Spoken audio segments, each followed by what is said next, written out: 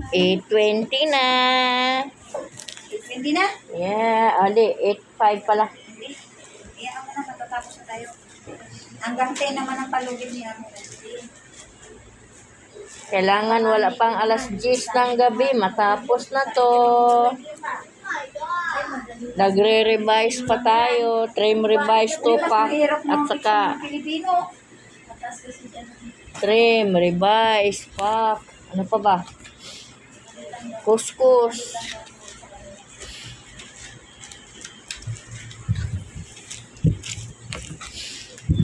Polybag. Ang dami.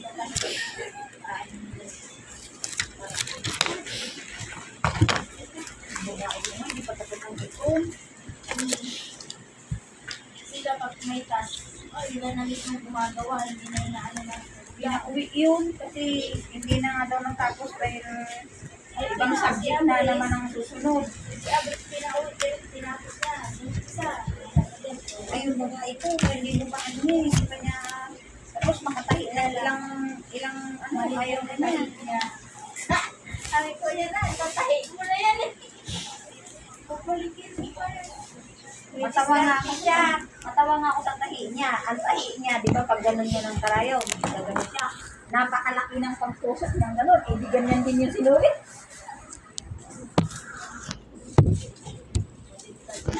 Tapos, di katastasin na naman. Kulit na naman siya. Ay, nainis. Binitawan. Nagalit naman.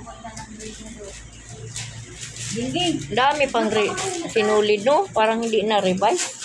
Ras na nga yan, te. Ras na. Bakit kahit naman hindi ras? Di ba? Bahala nga daw pa first. Di pinutulan man, pero mainiwan.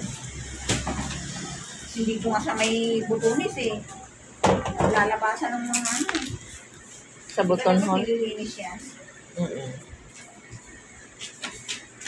Yes, naubos na.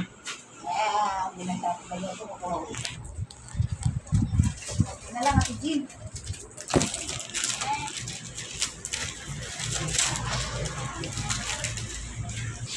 Damay-damay tayo nito, wala pang hapunan.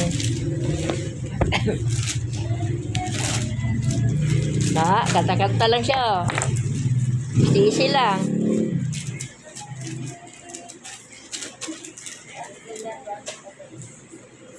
Siya yung taga-plastic. Hindi niya kasi, hirap kasi siya Ate Jean mag-fold dito. Namin naman niya yan.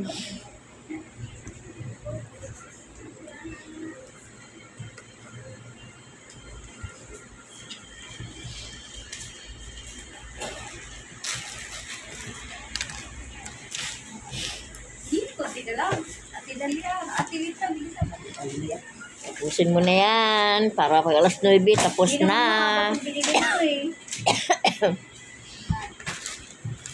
May 5 pa ako dito mahaba.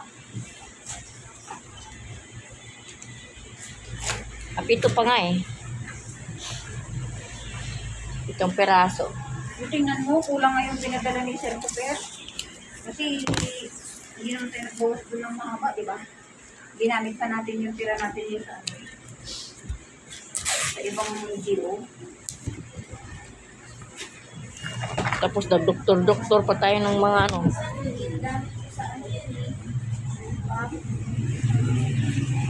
XL? 2XL at saka 3XL. Ayan, pwede. Mahaba nga, para sa 2XL sa 3XL. Minsan kasi may 2XL naman na maliit ang liig. Depende sa ano yun, depende sa color niya. Ako din pagkasya yung XL sa color niya. Sa XL, yun, maliit na collar. Maliit ang ginagamit. Meron yung bukang-buka yung ano, di ba?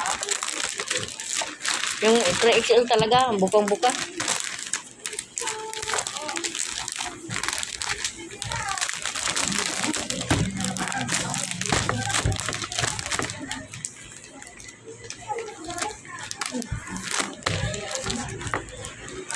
Na, pinundo na si